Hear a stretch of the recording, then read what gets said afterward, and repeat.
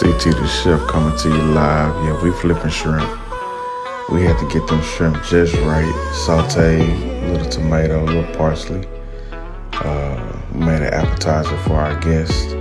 Had to put that CTMP DUST on everything. Make sure y'all go to the website and get it, ctsmealprep.com.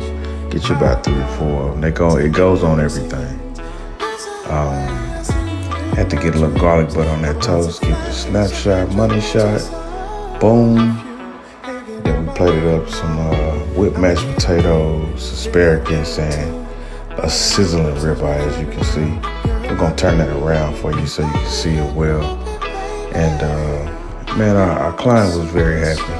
She enjoyed her birthday, and we love what we do.